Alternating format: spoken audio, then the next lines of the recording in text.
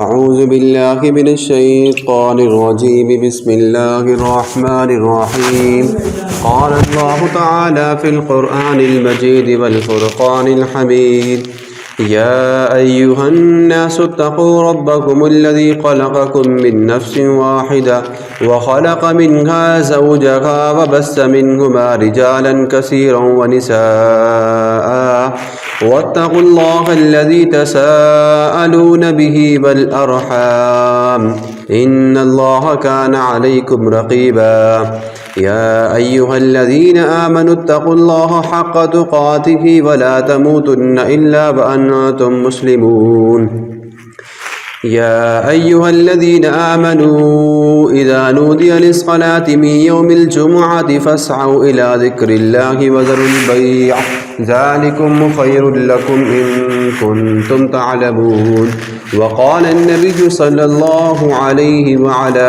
آله وسلم من صلى علي مرة فتح الله له بابا من العافية إذا أقيمت الصلاة فلا تأتوها تسعون وآتوها تمشون وعليكم السكينة فما أدركتم فصلوا وما فاتكم فأتموا أما بعد تمام تعریفیں اس خالق کے کائنات کے لیے جس نے ہم سب کو اشرف المخلوقات بنایا. بے شمار لاکھوں کروڑوں درود و سلام ہوں تا قیامت نبی اکرم صلی اللہ علیہ وآلہ وسلم کی ذات مبارکہ پر کہ جو اس دنیا میں انسانیت کو راہ ہدایت دکھانے کے لیے، انسان کو سیدھا راستہ دکھانے کے لیے اس دنیا میں تشریف لائے. نبی اکرم صلی اللہ علیہ وآلہ وسلم کی حدیث مبارکہ حمد و صلوات کے بعد قرآن مجید میں اللہ تعالیٰ نے بے شمار مرتبہ نماز کے بارے میں، روزے کے بارے میں، زکوٰۃ، ارکان اسلام کے بارے میں باتیں کی ہیں کہ آپ مومن ہو جاؤ، اسلام قبول کر لو، اسلام قبول کرنے والے بندے بن جاؤ اور اسلام کے اندر داخل ہو جاؤ. دین اسلام کے لیے تمہارے پاس بہت سارے فرشتے بھی آئے، فرشتوں نے انبیاء کو تعلیمات دی اور پھر ان انبیاء نے آگے لوگوں کو تعلیمات دی. کم و بیش 1,24,000 پیغمبر اس دنیا میں آئے اور پھر سب سے آخر میں ہمارے نبی حضرت محمد مصطفیٰ صلی اللہ علیہ وآلہ وسلم اس دنیا میں تشریف لائے کہ جنہوں نے دین اسلام کو مکمل کیا. اللہ نے فرمایا اليوم اکملت لکم دینکم واتممت علیکم نعمتی وردیت لکم الاسلام دینا. سورۃ المائدہ آیت نمبر 2. آج میں نے تمہارے لیے تمہارا دین مکمل کر دیا. اس سے پہلے انبیاء کی تعلیمات مختلف ہوتی تھیں، محدود ہوتی تھیں، انبیاء کی اقوام تک محدود رہا کرتی تھی.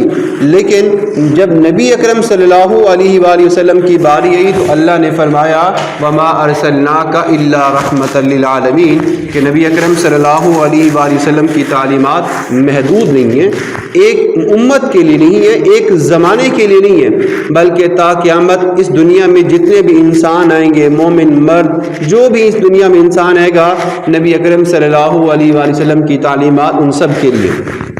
آج ہم بات کریں گے اللہ نے قرآن مجید کو نازل کیا. قرآن مجید کے نازل کرنے کے بعد ایک اور بھی اللہ نے ایسا کلام اس دنیا میں بھیجا ہے کہ جس کو ہم سب کے لیے ضروری ہے. نبی اکرم صلی اللہ علیہ وآلہ وسلم جب اس دنیا سے جانے لگے تو آپ نے فرمایا کہ میں تمہارے درمیان 2 چیزیں چھوڑ کے جا رہا ہوں، قرآن اور حدیث. اگر تم ان دونوں چیزوں پر عمل کرو گے تو کبھی گمراہ نہیں ہوگے، کبھی برباد نہیں ہوگے، کبھی ذلیل رسوا نہیں کیے جاؤ گے. قرآن مجید کے ساتھ ہم نے حدیث پر بھی عمل کرنا ہے. آج ہم بات کریں گے نبی اکرم صلی اللہ علیہ وآلہ وسلم کی حدیث کے بارے میں. اس حدیث کو حدیث جبرائیل کے نام سے موسوم کیا جاتا ہے. یہ حدیث حضرت جبریل علیہ السلام نبی اکرم صلی اللہ علیہ وسلم کے پاس لے کر آئے. حضرت جبریل علیہ السلام نبی اکرم صلی اللہ علیہ وسلم کے پاس آتی ہیں. عن عمر ابن خطاب رضی اللہ تعالی عنہ، حضرت عمر رضی اللہ تعالی عنہ سے روایت ہے قال بینہما نحن جلوس کہ ہم نبی اکرم صلی اللہ علیہ وآلہ وسلم کے ساتھ ایک مجلس میں بیٹھے تھے. عمر رضی اللہ تعالیٰ عنہ اس حدیث کے راوی ہیں. وہ فرماتی ہیں کہ ایک مرتبہ ایسے ہی نبی اکرم صلی اللہ علیہ وسلم جیسے بیٹھتے ہیں صحابہ کے ساتھ ہم بیٹھے ہیں، بیٹھتی ہیں تو پھر کیا دیکھتی ہیں؟ عند رسول اللہ صلی اللہ علیہ وسلم ذات یوم ہم ایک مرتبہ نبی اکرم صلی اللہ علیہ وآلہ وسلم کے پاس بیٹھے ہیں، اذا طلع علینا رجل، کہ اچانک ایک آدمی آیا، اذا طلع علینا رجل، اچانک ایک آدمی آیا، شدید البیاض الثیاب شدید سواد العشر، کہ جس کے کپڑوں کی بڑی سفیدی تھی اور جس کے بالوں کی رنگت بڑی سیاہ تھی، لا یرا علیہ اثر السفر، کہ اس پر سفر کے کوئی نشان نہیں ہے۔ حضرت عمر رضی اللہ تعالیٰ عنہ اس حدیث کے راوی ہیں، وہ فرماتے ہیں کہ ہم نبی اکرم صلی اللہ علیہ وآلہ وسلم کی مجلس میں بیٹھے ہیں، ایک آدمی آتا ہے، آدمی ایسا کہ بڑی دور سے سفر کر کے آیا ہے، لیکن جب وہ ہمارے پاس آ کے بیٹھتا ہے تو اس کے جسم پر کسی قسم کی گرد و غبار نہیں ہے۔ انسان اگر سفر کرتا ہے تو اس کے کپڑے میلے ہو جاتے ہیں، اس پر گرد و غبار آ جاتی ہے، لیکن اللہ علیہ السفر، اس پر سفر کے نشان ہی نہیں نظر آ رہے، ولا یعرفہ منا احد، اور ہم میں سے کوئی اسے جانتا بھی نہیں ہے، تو ہمارے لیے وہ انسان اجنبی ہوا۔ حتیٰ جلس الی النبی صلی اللہ علیہ وعلی آلہ وسلم، حتیٰ کہ وہ نبی اکرم صلی اللہ علیہ وآلہ وسلم کے پاس بیٹھ جاتا ہے۔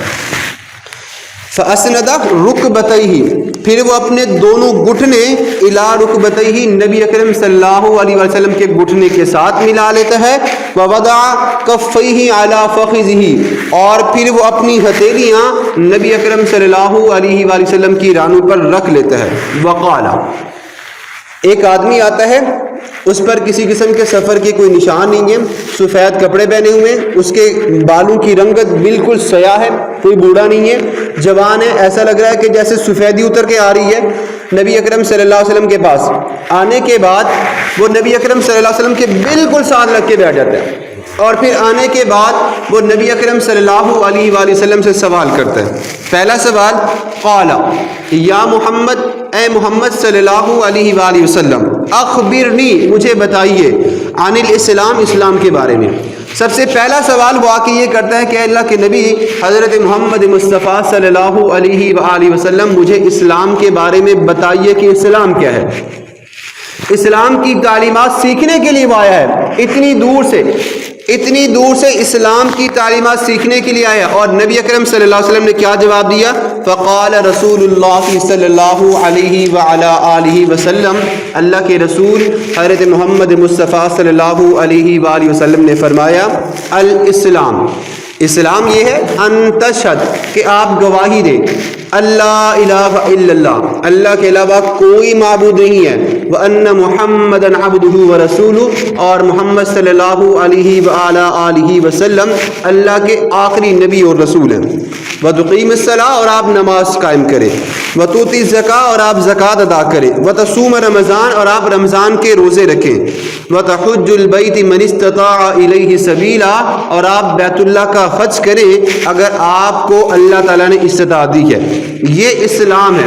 نبی اکرم صلی اللہ علیہ وآلہ وسلم نے اس انسان کو جو اس نے پوچھا تھا کہ الاسلام ما قال، بتائیے اسلام کیا ہے، اللہ کے نبی فرماتے ہیں کہ اسلام کے اندر یہ 5 چیزیں ہیں۔ سب سے پہلی بات کہ آپ نے یہ گواہی دینی ہے کہ اللہ کے علاوہ کوئی عبادت کے لائق نہیں ہے، اللہ ایک ہے، تنہا ہے، قل هو اللہ احد والہکم الہ واحد، کہہ دیجئے کہ تمہارا رب ایک ہے، تمہارا معبود ایک ہے، اس کے علاوہ کوئی ایسی ہستی نہیں ہے کہ جس کی عبادت کی جائے یا کوئی اور الہ ہو۔ اللہ نے فرمایا وَإِلَٰهُكُمْ إِلَٰهٌ وَاحِدٌ، اور تمہارا معبود معبود واحد ہے۔ دوسرے نمبر پر اللہ کے نبی نے فرمایا کہ آپ اس بات کی گواہی دیں کہ نبی اکرم صلی اللہ علیہ وآلہ وسلم اللہ کے آخری نبی اور رسول ہیں۔ اس سے پہلے جتنے پیغمبر آئے، رسول ہے، وہ اس ایک حد تک وہ چلے گئے، لیکن نبی اکرم صلی اللہ علیہ وسلم کے آنے کے بعد نبوت کا، رسالت کا سلسلہ ختم، اس لیے کہ اب دین مکمل ہو چکا ہے۔ الیوم اکملت لکم، نبی اکرم صلی اللہ علیہ وسلم اور اس سے پہلے جو انبیاء آیا کرتے تھے، ان کے آنے کا مقصد کیا تھا؟ لوگوں کو راہ ہدایت کے لیے لے کر آنا، لوگوں کو سیدھا راستہ دکھانا۔ مختلف انبیاء آتے گئے اور اسی طرح ایک وقت تک چلے گئے، لیکن نبی اکرم صلی اللہ علیہ وسلم آئے تو آپ نے اللہ کے دین کو مکمل کر دیا۔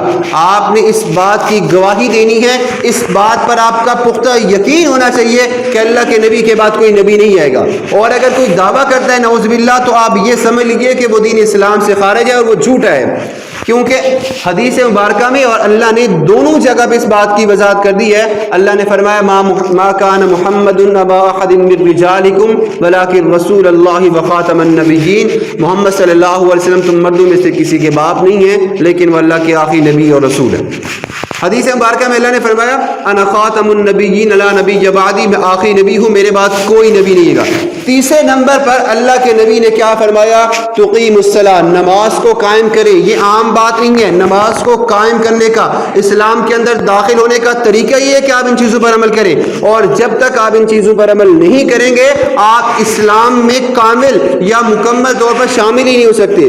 اور ایک مومن کو، ایک اسلام والے بندے کو اسلام کے اندر داخل ہونے کے لیے ان چیزوں کا پابند ہونا ضروری ہے. اللہ نے فرمایا اقیم الصلاۃ وآتوا الزکاۃ، نماز کو قائم کرو اور زکوٰۃ کو ادا کرو.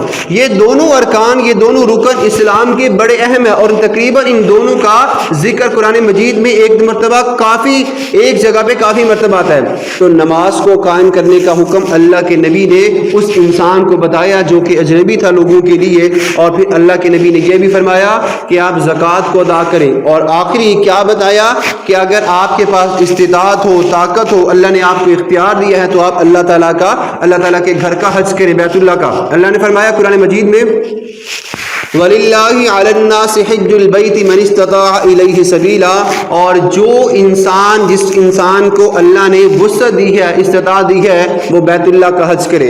یہ 5 چیزیں مکمل کر لینے کے بعد جس انسان نے یہ 5 چیزیں مکمل کر لی، سمجھ لے وہ اسلام کے اندر داخل ہو گئے. یہ اسلام کی تعریف ہے جو کہ اللہ کے نبی حضرت محمد مصطفیٰ صلی اللہ علیہ وآلہ وسلم نے اس بندے کو بتائی. پھر قال صدقت، وہ انسان کہنے لگا کہ آپ نے سچ کہا. اس کے بعد فعجبنا لہو یسالہ ویصدقہ، حضرت عمر فاروق رضی اللہ تعالیٰ عنہ فرماتے ہیں کہ ہمیں بڑی بات عجیب لگی کہ ایک آدمی آتا ہے اللہ کے نبی کے پاس اور سوال بھی کرتا ہے، سوال کرنے کے بعد جب اس کو جواب مل جاتا ہے وہ کہتا ہے یہ جواب بالکل ٹھیک ہے. ہمیں یہ بات بڑی عجیب لگی کہ سوال بھی کرتا ہے اور پھر اس سوال کی تصدیق بھی کرتا ہے. پھر اس نے کہا قال اخبرنی، اللہ کے رسول حضرت محمد مصطفیٰ صلی اللہ علیہ وآلہ وسلم مجھے بتائیے عن الایمان، ایمان کیا ہے. اسلام کے بعد اس انسان کا دوسرا سوال کیا تھا؟ ایمان کے بارے میں بتائیے. قال، اللہ کے نبی حضرت محمد مصطفیٰ صلی اللہ علیہ وآلہ وسلم نے فرمایا ان تؤمن باللہ، ایمان یہ ہے کہ آپ اللہ پر ایمان رکھیں، وملائکتہ، اور اس کے ملائکہ فرشتوں پر ایمان رکھیں، وکتبہ، اور اس کی کتابوں پر جو الہامی آسمانی کتابیں اس پر ایمان رکھیں، وکتبہ والیوم ورسلہ، اور اس کے رسولوں پر ایمان رکھیں، والیوم الآخر، اور آپ نے آخرت کے دن پر بھی ایمان رکھنا ہے. 5 چیزیں اس حدیث مبارکہ میں بھی بیان کی گئی ہیں. ایمان کے اندر داخل ہونے کے لیے ایمان کیا ہے؟ اللہ کو ایک مانو کہ اللہ ایک ہے، اس پر آپ سب کا ایمان ہونا چاہیے. اور اللہ نے فرشتوں کو بھی بھیجا اس دنیا میں، اللہ نے فرشتوں پر احکامات بھی نازل کیے جو کہ ہمارے آگے پیچھے بھی فرشتے ہیں، ان پر بھی ہمارا ایمان ہونا چاہیے. اور 4 مشہور فرشتے وہ تو سب کو پتہ ہے. اس کے بعد آپ نے اللہ کے جو نبی ہیں، جو رسول ہیں، ان پر ایمان رکھنا ہے اور یوم آخرت پر بھی ایمان رکھنا ہے. نبی اکرم صلی اللہ علیہ وسلم جس دور میں آئے تھے، کفار مکہ کے لوگ یہ کہا کرتے تھے اليوم نختم علی افواہہم وتکلمنا ایدیہم وتشہد ارجلہم بما کانوا یکسبون. وہ دنیا کی زندگی کو حقیقت سمجھتے تھے. وہ کہتے تھے کہ ہم نے کبھی مرنا ہی نہیں ہے. ایک انسان جب مر گئے، ہڈیاں ہوگی، جب وہ بوسیدہ جسم ہو گیا اس کا، تو کیسے اس کو دوبارہ کوئی زندہ کر سکتا ہے؟ وہ اس بات پر یقین رکھا ہی نہیں کرتے تھے کہ ہمیں مرنے کے بعد کوئی دوبارہ زندہ کر بھی سکتا ہے. اللہ نے فرمایا کیف تکفرون باللہ وکنتم امواتا فاحیاکم ثم یمیتکم ثم یحییکم ثم الیہ ترجعون. تم اللہ کی وحدانیت کا، اللہ کی شان کا کیسے انکار کر سکتے ہو کہ تم مردہ تھے، اللہ نے تمہیں زندہ کیا، پھر اللہ نے تم سب کو مار دینا، پھر دوبارہ تم زندہ کیے جاؤ گے، اور آخری مرتبہ جب تم زندہ کیے جاؤ گے تو پھر اللہ تم سب کو ایک میدان میں جمع کر لے گا. تو اللہ ایک مرتبہ مارنے پر بھی قادر ہے اور دوبارہ زندہ کرنے پر بھی قادر ہے. لیکن کفار مکہ کے لوگ اس بات کو نہیں مانا کرتے تھے اور وہ عقیدہ آخرت کا انکار کرتے تھے. لیکن ایمان کیا بتاتا ہے کہ آپ نے عقیدہ آخرت پر بھی ایمان رکھنا ہے کہ آخرت آئے گی اور ضرور آئے گی، اور آخرت میں ہر انسان کو اس کا نام اعمال دیا جائے گا. اور نامہ اعمال کے بدلے میں اس کو اجر ملے گا یا پھر اس کو سزا ملے گی؟ یہ دوسرا سوال تھا اس انسان کا. وَتُؤْمِنَ بِالْقَدْرِ خَيْرِهِ، اور یہ بھی آپ نے ایمان رکھنا ہے کہ اچھی اور بری تقدیر بھی ہوتی ہے. قال صدقت، اس انسان نے کہا کہ آپ نے یہ بات بالکل سچ کہی. اس کے بعد قال اخبرنی عن الاحسان، اس انسان نے پھر سوال کیا اللہ کے نبی حضرت محمد مصطفیٰ صلی اللہ علیہ وآلہ وسلم اب مجھے آپ یہ بتائیے کہ احسان کیا ہے؟ اللہ کے نبی نے فرمایا قال احسان، الاحسان و احسان یہ ہے ان تعبد اللہ کأنک تراہ فإن لم یکن یرا، آپ اللہ کی عبادت ایسے کریں کہ گویا آپ اللہ کو دیکھ رہی ہیں، اور اگر آپ کو یہ بات نہ لگے تو کم از کم اپنے دل میں یہ ضرور سمجھ لیجیے کہ اللہ آپ کو دیکھ رہا ہے. آپ نے اللہ کی عبادت ایسے کرنی ہے، یہ کوئی چھوٹی عبادت نہیں ہے. آپ نماز پڑھ رہی ہیں، آپ کو عبادت کرنی ہے اللہ کی، تو کم از کم آپ کے دل میں یہ ضرور ہو کہ میں اللہ کی بارگاہ میں کھڑا ہوں. دیکھیں ہم کسی بادشاہ کے پاس جاتے ہیں، کسی بڑی آدمی کے پاس جاتے ہیں تو کیسے اور جھک کر کیسے ادب کرتے ہیں. یہ اللہ کا دربار ہے اور یہ سب سے بڑا اور بامؤدب دربار ہے، اور یہاں پہ کھڑے ہونے کے لیے آپ کو کم از کم یہ ضرور احساس ہو، یہ خیال ضرور ہو آپ کے دل میں کہ میں اس اللہ کی بارگاہ میں کھڑا ہوں کہ جس سے بڑا ہی کوئی نہیں ہے. لیس کمثلہ شیء، اس سے بڑا ہی کوئی نہیں ہے. آپ عبادت کریں تو ایسے کأنک تراہ، گویا آپ اللہ کو دیکھ رہے ہیں. فإن لم تکن تراہ فإن لم تکن تراہ فإنہ یراک، اگر آپ کو ایسا لگتا ہے کہ آپ اللہ کو نہیں دیکھ رہے تو کم از کم یہ ضرور رکھیں کہ آپ کہیں بھی چلے جائیں اللہ آپ کو ہر وقت دیکھ رہا ہے. اللہ کی عبادت کرنے کے لیے اللہ آپ کو دیکھ رہا ہے، تو لہٰذا ہمیشہ اللہ تعالیٰ کی بارگاہ میں جھکے رہیں، اللہ کی عبادت کریں. یہ احسان ہے.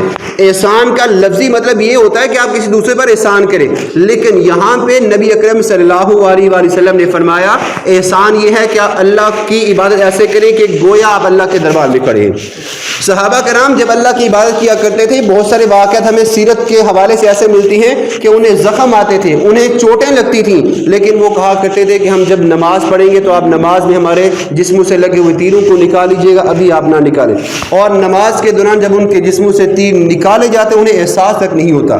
صحابہ جب رکوع کرتے تھے تو پرندے ان کی پشتوں پیٹھوں پر بیٹھ جایا کرتے تھے، اس لیے کہ ان کے جسموں کی حرکت بھی نہیں ہوا کرتی تھی. اور صحابہ جب نماز پڑھا کرتے تھے تو انہیں تیر لگ جاتے، انہیں زخم لگ جاتا، کچھ بھی ہو جاتا، لیکن وہ اپنی نماز کو نہیں توڑا کرتے تھے، نماز میں خلل نہیں آیا کرتا تھا. الذین هم فی صلاتہم خاشعون، اللہ نے ایسے لوگوں کی صفات کے بارے میں ہی فرمایا کہ ایسے لوگ جو نماز میں خشوع اور خضوع اختیار کرتے ہیں. ہماری نمازوں کا بھی یہی مقصد ہونا چاہیے.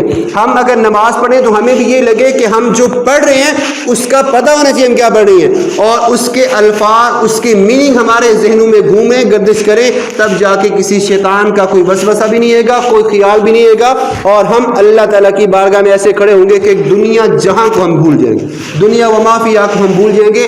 یہ اللہ کے نبی کی عبادت ہے، اور یہ اللہ کے نبی نے صحابہ کو بتایا، ہمیں بھی یہی بتایا. نماز پڑھیں تو گویا یا کوئی عبادت کریں ایسے کریں کہ گویا آپ اللہ کو دیکھ رہے ہیں، اور اگر آپ کو یہ نہ لگے تو کم از کم یہ ضرور سمجھ لیجئے کہ اللہ آپ کو ہر وقت دیکھ رہا ہے، آپ کہیں پہ بھی چلے جائیں. قال، پھر اس انسان نے کہا کہ آپ نے یہ بات بھی سچ کہی. قال، پھر اس انسان نے کہا فاخبرنی عن الساعہ، مجھے یہ خبر دیجئے کہ قیامت کیا ہے. اللہ کے نبی نے فرمایا کہ قیامت تو یہ ہے ان الساعۃ کلمح البصر او هو اقرب، قیامت تو یہ ہے کہ آپ کے آنکھ جھپکنے سے پہلے واقع ہو جائے گی. لیکن میں آپ کو کچھ نشانیاں بتا دیتا ہوں. اللہ کے نبی نے فرمایا اس کی سب سے پہلی نشانی یہ ہوگی قال ان تلد الامۃ، آپ یہ دیکھیں گے کہ لونڈی جنے گی اپنی مالکہ کو. وان تر الحفاۃ العراۃ العالۃ ربتها، اور آپ یہ دیکھیں گے کہ ننگے بدن والے لوگ، ننگے جسم والے لوگ یہ کیا کریں گے؟ عن الشاء یتلاونون فی البنیان، یہ بھیڑ بکریاں چرانے والے لوگ یہ کیا کام کریں گے؟ بڑی بڑی عمارتوں کے بنانے میں فخر کریں گے، اور یہ سمجھیں کہ یہ ایسے لوگ، حدیث مبارکہ میں آئے، ایسے لوگ جو کہ یہ سمجھتے ہیں کہ ہمارے جن کے تن پر کپڑا پہننے کے لیے کچھ مطلب تن کو ڈھانپنے کے لیے کپڑے نہیں ہیں، اور ضروریات زندگی کو پورا کرنے کے لیے کچھ بھی نہیں ہے، لیکن جب ان کے پاس مال و دولت کی فراوانی آ جائے گی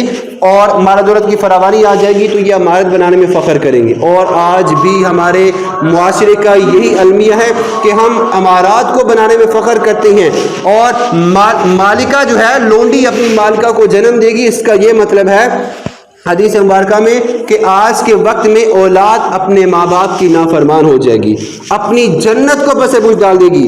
ایسا ہم دیکھتے ہیں ہمارے معاشرے میں، یہ عام بات ہے کہ ہم نے اپنے والدین کو گھروں سے نکال دیا۔ جب اولاد جوان ہو جاتی ہے تو وہ ماں باپ بوڑھے ہو جاتے ہیں، تو فرض کیا بنتا ہے کہ ہم نے ان کے آگے اف تک نہیں کہنا، ان کے آگے جھک جانا ہے، اپنی جنت کو دنیا میں بنانا ہے۔ تو کیا کام کرنا ہے کہ ان کے آگے تمام حکم آپ نے ماننے ہیں۔ اور لیکن ہمارا جو معاشرہ ہے، یہ ہم کیا کام کرتے ہیں ہم سب کو پتہ ہے۔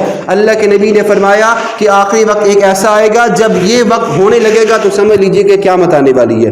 جب اولاد اپنے ماں باپ کی نافرمان ہو جائے گی، جب لوگ عمارتیں بنانے پر فخر کیا کریں گے، جب یہ بھیڑ بکریاں چرانے والے لوگ یہ سمجھا کریں گے کہ ہم ایک دوسرے پر عمارتیں بنانے میں فخر کریں، تو سمجھ لیجئے کہ قیامت آنے والی ہے، اور قیامت کے آنے میں کوئی دیر نہیں ہے۔ اللہ نے قرآن مجید میں فرمایا سورۃ النحل میں پارہ نمبر 14 میں، الا کلمح البصر، جو قیامت ہے وہ بہت ہی قریب آنے والی ہے۔ پھر اس کے بعد ثم انطلق، وہ انسان چلا گیا، فلبثت باللہ، نبی اکرم صلی اللہ علیہ وسلم کے جو راوی ہیں اس حدیث کے، نبی اکرم صلی اللہ علیہ وسلم نے فرمایا انا عمر، کہ آپ جانتے ہیں یہ انسان کون تھا؟ قال، کہنے لگے لا اعلم، میں نہیں جانتا۔ کہ اللہ کے نبی نے فرمایا فَإِنَّهُ جِبْرِيلُ آتَاكُمْ يُعَلِّمُكُمْ وَدِينُكُمْ، وہ جو آئے تھے دین سکھانے کے لیے، وہ حضرت جبریل علیہ السلام تھے، وہ تمہیں دین سکھا کر گئے ہیں، تمہیں دین اسلام کی باتیں بتا کر گئے۔ اس حدیث مبارکہ کا مختصر خلاصہ یہ ہے کہ اللہ کے نبی حضرت محمد مصطفیٰ صلی اللہ علیہ وآلہ وسلم کے پاس ایک انسان آتا ہے، اور وہ انسان حضرت جبریل علیہ السلام ہے۔ سب سے پہلے وہ پوچھتے ہیں ایمان کیا ہے، احسان کیا ہے، اور ایمان کیا ہے، احسان کیا ہے، اور اس کے بعد وہ پوچھتے ہیں کہ اسلام کیا ہے، اور آخر میں وہ پوچھتے ہیں کہ قیامت کیا ہے۔ 4 سوال کرتے ہیں، اور نبی اکرم صلی اللہ علیہ وآلہ وسلم ان 4 سوالوں کا جواب دیتے ہیں، اور ان 4 سوالوں کے جوابات میں نبی اکرم صلی اللہ علیہ وسلم آگے مزید وضاحت کرتے ہیں، اور آخری سوال جو ان کا ہوتا ہے وہ قیامت کے بارے میں ہوتا ہے۔ تو ہمیں اپنے اعمال پر توجہ دینی چاہیے، ہمیں یہ دیکھنا چاہیے کہ یہ مسجد بنی ہے تو اس میں آباد کرنے والے لوگ کتنے ہیں، ہمیں یہ دیکھنا چاہیے کہ ہم نماز پڑھنے والے لوگ اس کا شمار کتنا میں ہوتا ہے۔ اللہ کے نبی نے فرمایا کہ سب سے پہلے قیامت میں حساب کتاب ہوگا تو نماز کا ہوگا، اور اس کے علاوہ بھی اگر ہم بات کریں تو ہم نے اپنے اعمال کو دیکھنا ہے، کوئی کسی کا حساب کتاب نہیں دینے والا ہوگا۔ وَلَا تَزِرُ وَازِرَةٌ وِزْرَ أُخْرَىٰ، کوئی کسی کا بوجھ بھی نہیں اٹھائے گا۔ لِكُلِّ امْرِئٍ مِّنْهُمْ يَوْمَئِذٍ شَأْنٌ يُغْنِيهِ وُجُوهٌ يَوْمَئِذٍ مُسْفِرَةٌ، اس دن تو یہ ہوگا کہ قیامت کے دن اللہ نے فرمایا کہ ہر انسان کو اپنی اپنی پڑی ہوگی، اس کے ماں باپ کام نہیں آئیں گی، اس کی بیوی اس کی اولاد بھی کام نہیں آئے گی۔ تو اپنے اعمال پر غور کیجئے، اور اس حدیث مبارکہ کو سمجھیے کہ اللہ کے نبی نے اس حدیث مبارکہ میں کیا بات بیان کی ہے۔ تو مساجد کو آباد کیجئے، نمازیں زیادہ سے زیادہ پڑھیے، ذکر کیجئے۔ اللہ پاک سے دعا ہے کہ جو کچھ پڑھا سنا اللہ تعالی ہم سب کو اس پر عمل کرنے کی توفیق عطا فرمائے۔ ایک اعلان ذرا سماعت فرما لیں، مسجد کا تعمیراتی کام تقریباً شروع ہے۔